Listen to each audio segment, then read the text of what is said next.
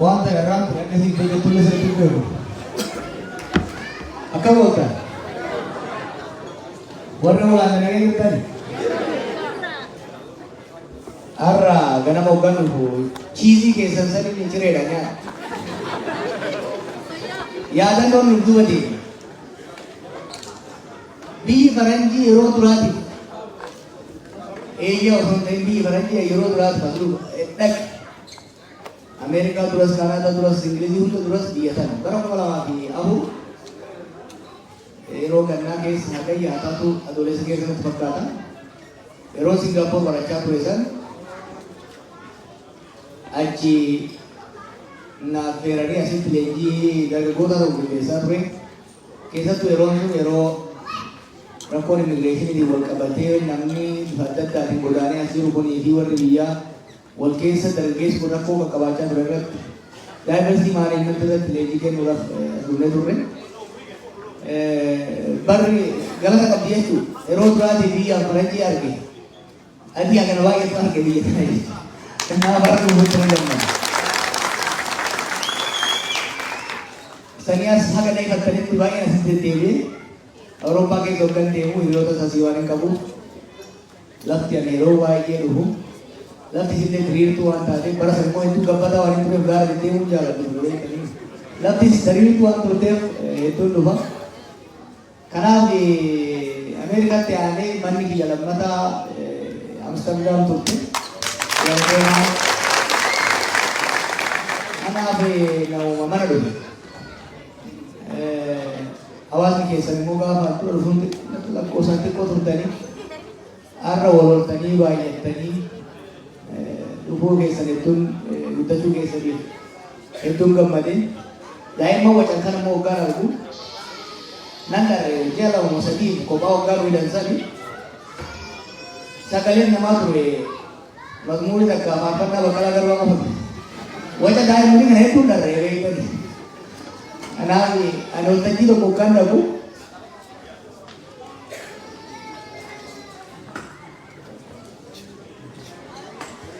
kanaaf dharraa na baasuu jirtan hedduu galatoomaa hedduun isin jaalladhaa. Baroota nu kararraa maayifamne kanatti qorra asii kana keessatti hiriira ba'uun dhagaa barreessuun waajjiroota adda addaa bira dhaquun as qofa osoo ta'in hamma Paarisitti amma biyya Jarmaniitti amma Jeneevaatti deemuudhaan carraaqqii isin gootan yerootti nu baasuu baatus yerootti qabsaa'ota Oromoo mana hidhaa keessa jiran baasuu baatus hamileedhaan achi keessaa akka baanuuf hiree guddaa taphate. Carraa guddaa taphate dhiibbaa guddaa hamilee keenya baay'ee dhufaati jechuudha. Kanaaf hedduu galatoomaa keessattuu immoo gameeyyii hawaasa kanaatii fi hawaasa Oromoo gurguddoo umriin turtanii lubbuun turtanii asitti arguun hedduu nama gammachiisa. Boomlogeetaa Moosisaa irraa hoggaa kaane nama umrii isaa guutuu qabsoo kana keessa ture waan baay'ee keessa hoggaa dabarru isaa yaadannee hojii jabeessina. Ayyuu akkanaa nama qabsoo Oromoo qabatamaan beeku fa'aa of keessaa qabaachuu keessatti hawaasa keessan cimse.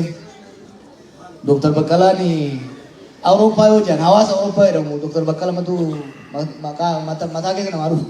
Maqaa abbaa isaatu yaada. Because when it comes to community building Awurooppaa keessatti Dr. Baqqalaa nama dursu jiru jechuudha. Manguddoota akkanaa kana abboota akkanaa kana of keessaa qabaachuun arguu kiyyatti hedduun gammadee. Raayyallee jira latinoon zamana faaltoo irraa kaafnee ol gahee zamana sanirra kaafnee ol waqarra I feel emotional maaliin waan mana dhufe nan fakkaata nama fuula baay'ee hin beeku dargaggeeyyiin hin beekne baay'ee jiraachuu baattanis dargaggeeyyii feesbuukitti hin beeka achitti wal agarra manguddoota keenya arguun Mahamad Ahmad ka gaafa durarraa kaafnee kaameraa kana fannifatee gaafa Awurooppaa deemu nu gargaaraa turellee nu keessa jira dhugamatti isin arguu kiyyatti walitti deemuu kiyyatti hedduun gammadee Rabbiif galanni haa ga'u wareegamtoota keenyaaf galanni haa ga'u isinifillee galanni haa ga'u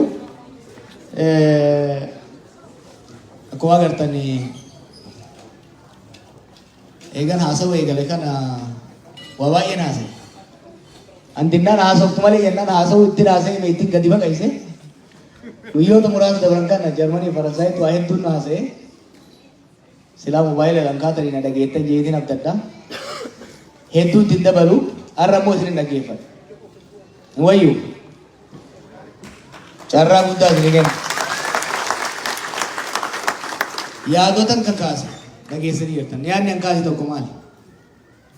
Uummanni keenya biyyi keenya sababa lola kaabaa kibba bahaa dhiyaatti godhamaa jiruuti. Kumaatamaan dhumee jira, dhumaas jira. Kumaatamaan hidhamee darramaa jira. Bayhanii galuun rakkisaa ta'ee jiraan jedhu. Sababa wal waraansaa kanaatiin lubbuun namaa gaagamu qofa osoo hin taane diinagdeen hedduu miidhamuu isaatirraa kan ka'e namni nyaatee bulu daara bahu goojjoo jala galu dhabaa jira. Baadiyyaa gammoojjii Booranaatiif Baaleetti isin jechaa jiru. Finfinnee Adaamaa Asallaa keessatti isin jechaa jiru. Kana maneedhaas hoggan jiru. Erga maneedhaa bahees hogganoota waliin jirruu fi qaamota adda addaa wajjin mari'adhee waan inni irra ga'e uummata Oromoo sabaaf sablammoota biyya sanii naannoo sanis balaa haga ammaa waggoota lamaan dabran kana keessa seenan irraa hamaan akka itti hin seenne yoo kan baraaruu barbaanne taate lola dhaabanii gara mareetti ceasefire irra ga'anii gara mareetti deebi'uun falli isa caalaa hin jiru. Mootummaan karaa doongoraa biyyaaf uummata keenya ibidda keessa buuse kanarraa deebi'uu qaba. Furmaanni jiru lolaan cafallaqanii dhiitanii deemuun mootummaas akka malee laaffisee jira. Uummatas biyyas akka malee miidhee waan jiru kana daran yoo deemne balaa hamaatti waan seennuuf lolli dhaabatee gara mariitti seenuu qabna. Mariin immoo marii fakkeessaa osoo hin taane marii haqa qabeessa. Ka rakkoolee madda rakkoolee root causes biyya kana keessatti lolli bifa kanaan dhoohee namni kumaatamaan akka dhumu akka buqqa'u godhe kuni miliyoonotaan akka buqqa'u godhe kuni karaa doongoraa ta'uu isaa amanuun gara nagayaatti dhufuu qaba. Yaada Joorraayin dhiyeessaa ture kan bal'inaan dhageessanii jirtanii yaada kanarratti kaasuun silaa dubbiin xiyyeeffannoo oofti. Marii bal'aa, qeeqa bal'aa, marii bal'aa uumee jira. Kana ittiin gammadaan. I want to set agenda, I set agenda. Agenda kanarratti sabni keenya mari'achuu qaba.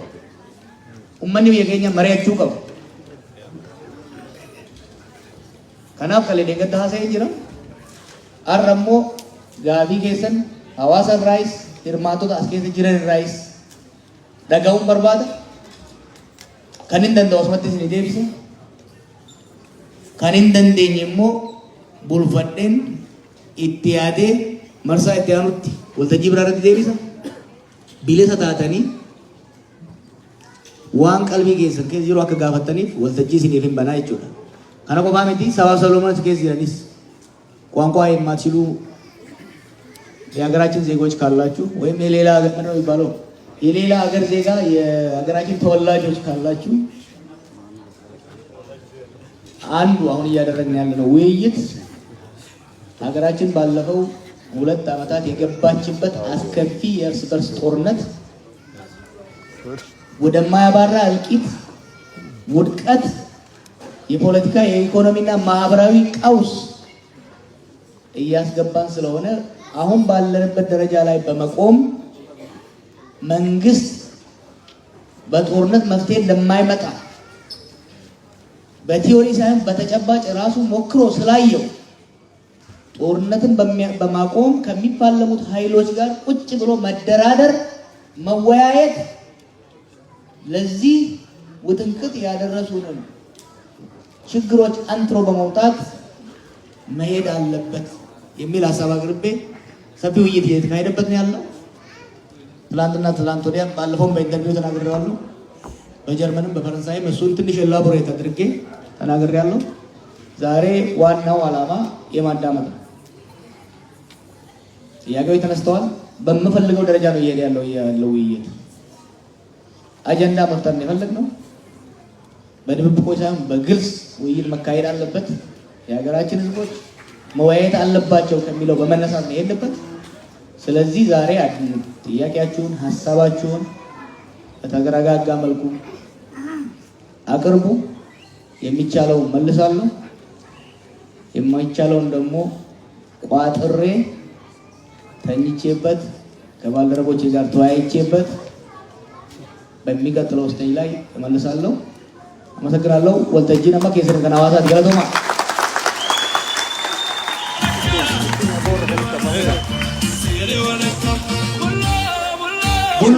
ቡሎ ኤጋ ዋን አማ ጀለሚ dhageettaniirtu guddataan harka baasii meeshaa arguutti hin jiru. Okay, maayikii tokko garas warra garas jiru irraa fuudhaa.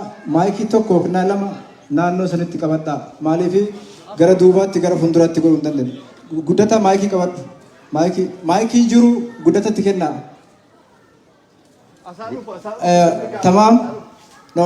Namni walakkaa irraa gaafii waan gaafachuu danda'uuf nama naannoo kana maayikii mas jiruunis waan biraatiin keessummeessuu dandeenya. Warra gara duubaa nu rakkisa. Maayikii eenyuun bira jira maayikiin ekstiraa.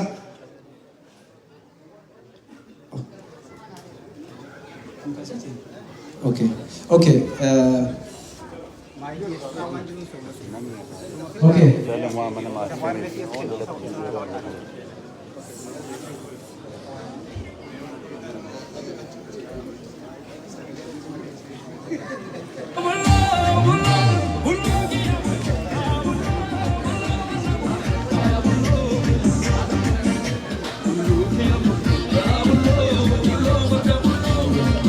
Okay. Okay. Namni wanti goonu ilaala dhageeffadha. Waa'ee naamusaatiin galmi kun akka amma bareede kanatti hanga dhumaa deemuu qaba. Hanga keessummaa keenya kabajaadhaan asii geggeessinutti jeequmsi wanni bakka taa'anii ka'u tokko hin hayyamamu. Naamusni waa hunda dursaa jechuudha. Kabajaa Jawaariitiif nageenya isaatiif sanaa olitti ammoo addunyaaf illee ergaa garee dabarsuu hin qabnu waan ta'eef wanni goonu gaafii gaafattu namoota gaafii qabatanii namoota muraasaaf jalqaba as biratti hiriirtanii gaafii keessan gaafattanii namoonni as dhaabbattan erga xumuratanii booda duubatti deebitu kan biraas ni dhuftu akkasii sarkuleet godhaa deemna. So haalli kana fakkaata namni hanga danda'ameen gaafii hedduu Jawaartu jedhee keessummeessuudhaaf ni haalla yaada keessan gaafii keessan qopheeffadha. Egaa kallattiidhaan gara mariitti deemna. Wanti goonu namni shan gaafii gaafachuu barbaadan as dura wal duraa duubaan dhaabbata. Namni shan qofti isin dhaqqaba waan ta'eef waa jejjeequu wal keessa fiiguun hin barbaachisu. Namni shan dabree jennaan duubatti deebitanii teettu. Shan dabrinaan duubatti dabree teessu. Warri nageenyaa piliis kanarratti nu hojjedha. Egaa gara gaafiitti kallattiidhaan deemna. Duratti dubbadheer amma sirran deebi'a. Waltajjiin kun waltajjii wal moromee siyaasaatii miti. Kabajaadhaan waa gaafannaa, kabajaadhaan deebii argannaa, nu quubsus bareeda, quubsuu dhabus rakkoo hin qabu. Dhuma addunyaatii miti. Mariin bakka biraattis ni geggeeffama. Jawaaris yeroo biraa nu jidduutti deebi'ee nu jidduutti argamee marii wal fakkaataa geggeessuu danda'a jechuudha. Kanaaf akkasitti taa'uu piliis kabajaadhaaf naamusni waa hundi caalaa kanuman jedhaa gara Jawaaritti hin deema. Egaa gaafii karaa hawaasaatti jedheera waanuma mana keessaa ka'u yeroo adda addaa dhageenyu gaafii takkan gara isaatti darbadhee sana booda gama keessanitti dhufa. Namni shanii gamasitti nuuf qophaa'a. Egaa Jawaar dhaggeeffataan taanaan yeroo hedduu kan ka'u Jawaar dur akka inni qabsaa'ee hangam akka inni aarsaa kafale ni beekna. Isa qofa osoo hin taane kan qeerroon meeqaa namni gara qeerroo kuma 20 kuma 10 akkuma adda addaatti haasamaa kun hundumti gatii kaffalamee erga balbala kiiloo 4 gahamee booda waa hundumti dhiigni nama dhumatees aarsaan sun hundumti bilaash ta'ee hafee sunuu nu gubuu jiru osoo sunumtu ibidda nutti qabsiisu ammas erga hidhaa bahee ammallee qabsoo geggeessee oofee waanuma oppiidiyoo yookiin namoota warruma aangoo irra jiru kana aangoo irra tursiisuu waan fakkaatu hojjetaa jira. Dubbiin kun sila akkamii daandiiruma baratame irra deemaa irra hin fakkaatu waan jedhu mana keessa yeroo adda addaa yoo ka'u dhageenya mee kanarratti maal jetta?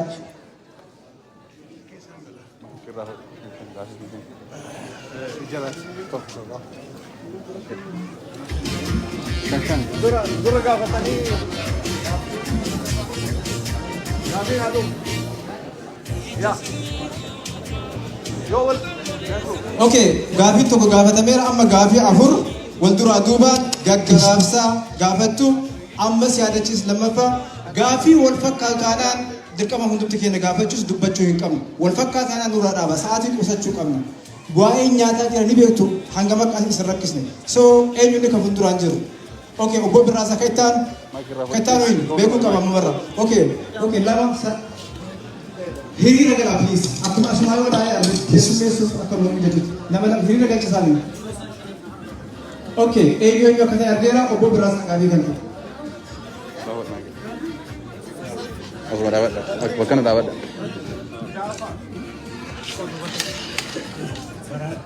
Bulan bersih pada Rabbi sadarkah kan nanti ke Injera. Wagah hurtami sanarra. Ipo dan ini dame. Tikani tidak abai. Anak cara mau kali kan boleh ditanju waskis. Ipo dan jadi menit. Esini sih. Ipo na jetta ni hiram tadi tu. Hartas ipo na jetta ni kata dah meja. Karena falli sama di bi utu hulolin bi bini sabai jira. Lola male bi la fakesa. Tari bi Mandela utai. Kalsani no gara-gara umbaka. Karena bi kami lola male kan bini sabai jira. Kana kan marga gaafachuu barbaade kan biraa immoo namoota gaafa isin hidhamtan gara 300 oliitu du'ee gaafa weellisaan keenya Hacaaluu gaafa du'e kooti Misir sana amma yootitti ilaallu isaan kana waa'ee isaanii namni yaadatee hin jiru maal qabdu karoora warra kanaatiif warra miidhame kanaaf gumaa isaanii baasuudhaaf maaltu jira lammata agartaniittu har'a isinumatti humna kan godhe waboodha saba Oromoo akka inni wamoo tokkomsee hunda keenya akka garbummaa jalaa nu baasuufi kaayyoo qabduu kanaaf yoo tokko taane malee garbummaa keessaan baanu garbummaan numatti ta'a kan immoo saamamaa jirru kan saamamaa jirru qabeenya keenyaatu nurratti deebisee Shimallis Faaniyyuu kunoo dhaqanii Amaaraa Kililiidhaan miliyoonii kennu baaleen agabuudhaan dhumaa jira qabeenyuma keenyaatu nu lolaa isa kana yoo bilisa dhabaale malee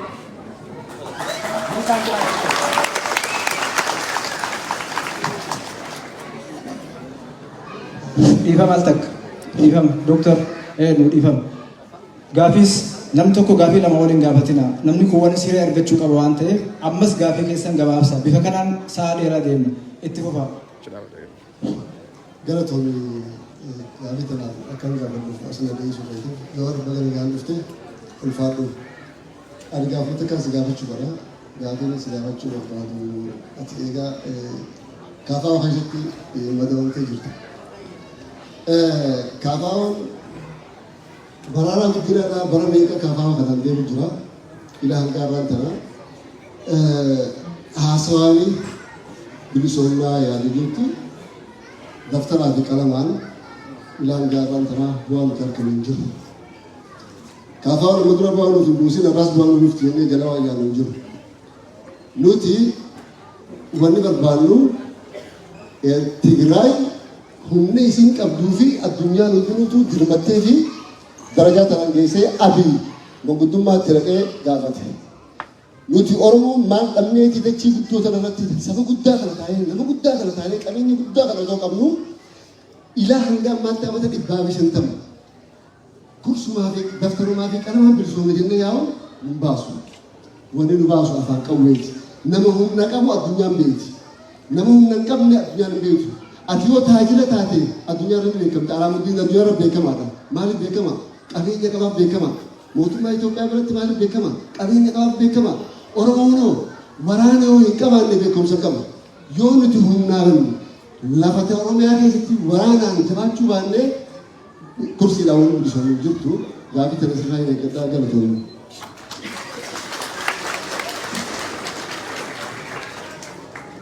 Hayyee duraan dursee bakka bilisaan si baase ana Abduunaa Hawwiti. Ani gaafin biroo tamataa micin fakkaat jira. Bara torbaatamman keessa gaafa Hayilee Fiddaafaa ni nyaadhamu. Bara 1990 akkas gaafa Leencoo faatis ni nyaadhamu. Bara 2018 kanas gaafa kanas ni nyaadhamu. Hagayoon Itoophiyaa tana suphinee deemnaanii gaafii biyyatan galatooma.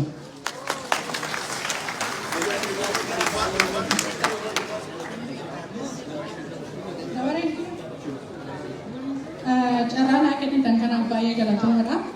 Jawaar Muhammad baga nagaan dhufte keessummoonni asitti argamtanis bifa kanaan bifa takkaa arginee hin beekne akkasitti yaatanii Jawaar Muhammad simachuudhaaf beekaa keenya dameessa simachuudhaaf baay'ee galatooma. Yeroo tokko harka walitti olii dhaabee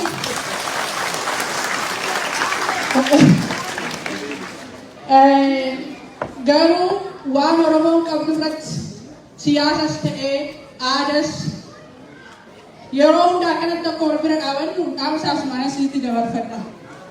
Nuyi ijoollee asitti dhallee aadaa keenyas afaan keenyas barsiisuu qabna.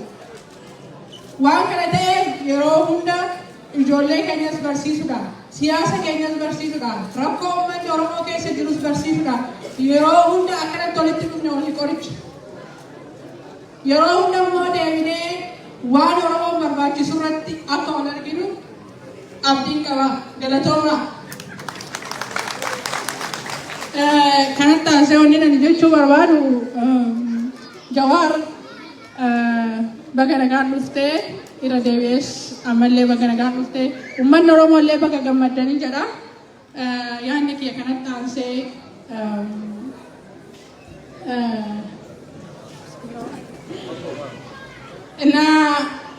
wanni Oromoo kun halkanii guyyaas nama hin teechisus, nama raffisus, nama aarsa.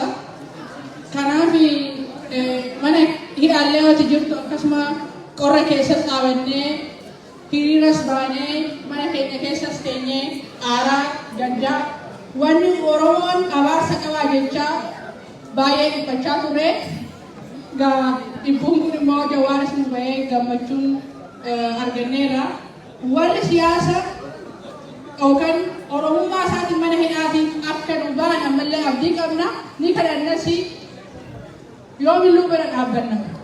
Dhaamsi koo lammataa ijoolleen jiraachuu dadhabdee barattee digirii ishii iskiriiptoo ishii lafa qootee bosonatti galteetti. Kuni biyya jedhamisa keessatti amma beekutti waan takkaa ta'ee hin beeknedha. Namni baratee hojii hojjechuu hin dandeenye Oromummaa isaatiin du'aa jira. Mana hidhaati baheerra shanamaa jira. Kana hundaanuma beeknes inuma dhageenyas Jawaar immoo Oromoo First jedhee addunyaatti nu mul'isee baay'ee gammanna. Yoomillee ittiin boonna. Amma immoo wanni inni dhufee Itoophiyaa suphaadhaa jedhe. Nasobee goodaraan Itoophiyaa yaastee itti guutadhaa nuun jedhe. Kuni Itoophiyaa Hacaaluu nyaatte, Itoophiyaa dhugaa Hacaaluu dhoksite, Itoophiyaa nama baratee fuutee bosonatti naqxe hunda akkamitti ishii suphiname dhugaan keenya badee akkamitti ishii suphina beekaa keenya dhabnee akkamitti ishii suphina. Kaleessa Jawaar kilaashii malee meeshaa malee warra wayyaanee kan waggaa 27 uummata keenya dararsite san biyya ishiitti galchee Pimpi bilisa baasa uummata Oromoo osoo hin taane. Har'a immoo akkamitti Itoophiyaa suphaan jedha warra sandeemiyaa waan barii jalatti qabaa jedha. Shufeeriin allayyaatti galaa jira. Shufeerii sana akkana deebisaa jedha. Ammas uummatuma Oromoo ajjeesuun nutti deebi'a. Qabsoon keenya bara 2018 xalafamee diina harka galee dhiiga uummata Oromoo balleesseera. Qeerroo hedduu balleesseera. Akkamitti deemnee ishii suphina ammas hin suphinu. Hin suphinu. Dhugaa jala hin suphinu.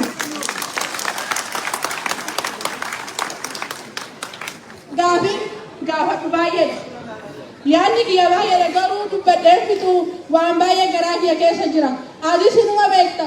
Warri beekaa Oromoo erga sin abdannetti, erga ofitti sin kenninetti, erga jaalala sin kenninetti daandii dhageessanii dhugaa keenya hin dabsina. Uummanni kun miskiina. Adaraa hin taata'u ulfaadhaa.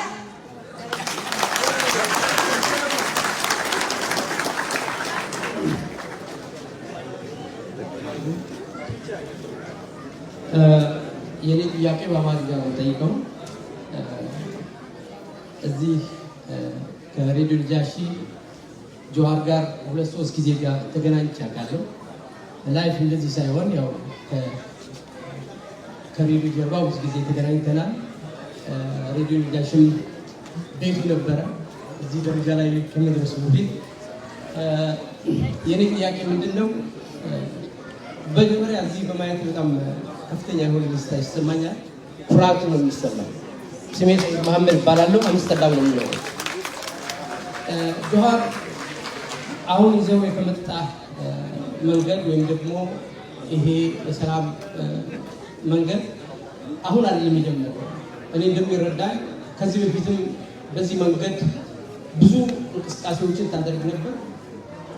ከብዙ ህብረተሰቦች ተቀባይነት ያለው ነበር፣ የማይቀበሉት ነበር። አሁን በዚህ ሰዓት አንተ ለእስር ቤቱ ያስገባህ የያዝከው የመሳሪያ አይነት የለም፣ ወይም ደግሞ በኃይል የፈለኩት ነገር አደርጋለሁ የምትለው ነገር አልነበረም። ለእስር ዳርጓል። እስር ቤት ተዳርገሃል። የሰላም እንቅስቃሴ በማድረግህ እስር ቤት ውስጥ ገብተህ ያገኘውን ነገር አይተህ ነው። አሁን ምን አስተማማኝ ነገር አግኝተህ ነው እንደገና በዚህ የሰላም ጉዞ ለማካሄድ የሞከርከው? ሌላው ምንድነው? ካንተ በፊትም የሰላም ጉዞ ያካሄዱ ሰዎች አርቲስቶች ሳይቀሩ እስር ቤት ገብተዋል። እስር ቤትም ባይገቡ ከስራቸው እንዲፈናቀሉ ተደርገዋል። አንዱ ምሳሌ ሊሆን የሚችለው ዲጂታጌና የሚባለው አርቲስት ስለ ሰላም ስለሰበከ በአገሪቱ ውስጥ ከፍተኛ የሆነ ችግር ነው የገጠመው። አንተ አሁን ምን አስተማማኝ ነገር አጋጥሞ ነው ለዚህ ጉዞ እንደገና ለመጀመር ያቀድከው ወይም የፈለግከው? አመሰግናለሁ።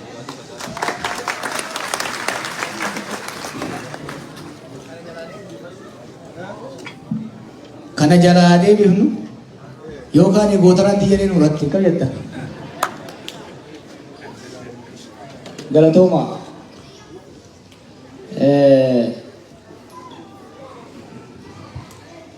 kana ka barbaachisu Oromoo dhagaya gaafimmaan Oromoo iccitii ta'uu qabdu jirtu wanta akka wanni dho'isuu qabdu jirtu waan barbaadan hoggana keessan gaafachuu waan isinitti himan ka barbaadan fudhachuu kan barbaadne fudhachuu dhabuu mirga keessan ka qabsoofnes karaa beeknu karaa dandeenyuun isin hoogganuudhaaf malee karaa beeknu karaa barbaadnu qofarra deema. Abbaan sanirraa maqee diina kiyya jechuun sun abbaa irrummaati. Abbaan irrummaa Itoophiyaa bakka isiin irraan geesse agartanii jechuudha. Kanaaf yoo xiqqaate waltajjii an jiru irratti waan barbaadan dubbadhaa. Ana qofatti miti hedduu dhaggeeffataa galatooma irraa hin gammachuu qaba jechuudha.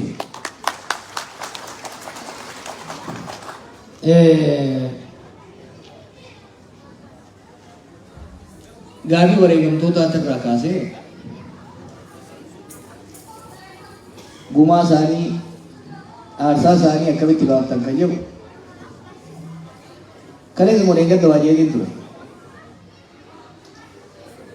Namni keenya guyya guyyarraan akka shunkurtaatti kitifamurraa akka ka'e tokko boochee osoo hin gahin gubbaan waan dhumuuf ka eenyuutiin boo'ee ka eenyuutiin taaziyaa taa'ee ta'e eenyuutiin dhiisaan saba keenya rakkee jiru.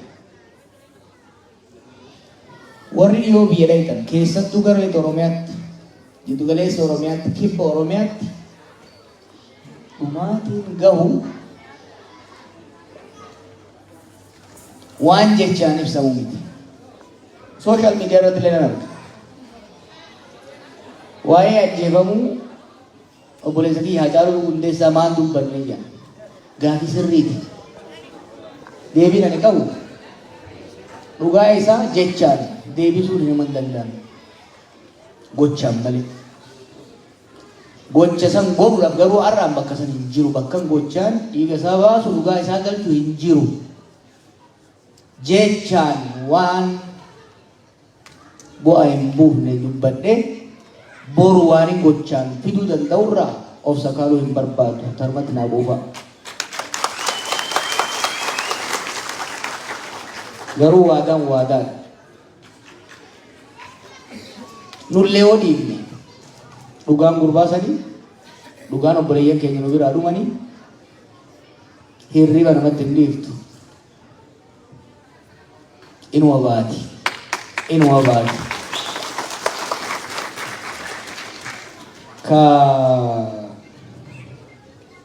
gaafiin bal'aan ka'ee dhufee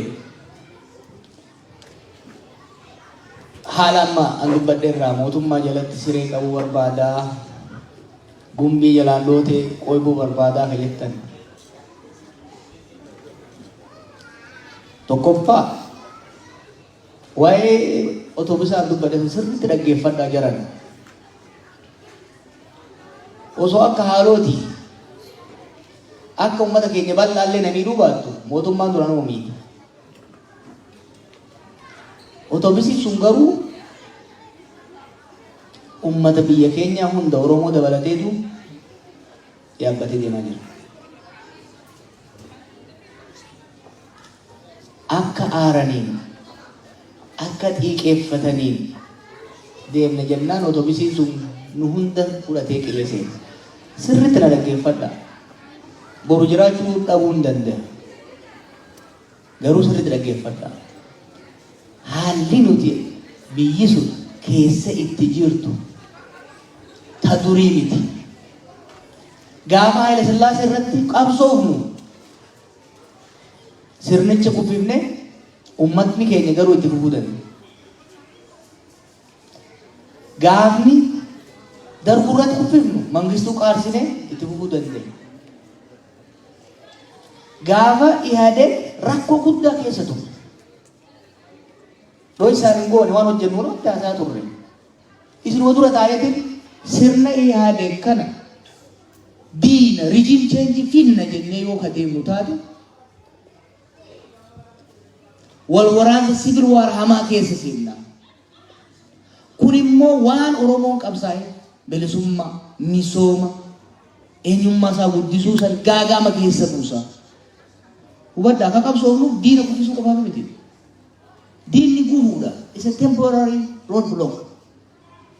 Ka qabsoofnu sirna tokko erga buqqaafne booda sirna nuuf ta'u sirna ilmaan keenya qoosu sirna lafee qabdu wal'aan sirna dhugaa uummata keenyaa galchu gadi ijaaruudhaaf mataa jirutti sabbata maranya 2018 I take responsibility hin wakkadhu 2018 qabsoo sanis geggeesse hoogganee mootummaa jaru wajjinis tadaraaddaree opiniyoon akka itti fuftu ka godhe ana. I did it. Osoon bolola aangoo qabaadhe. Osoon akka itti sirni wayyaanee qeerroo keenya godheen miiraan oofame sirna sanin daaraa godhee aangoo qabachuudhaaf deema ture.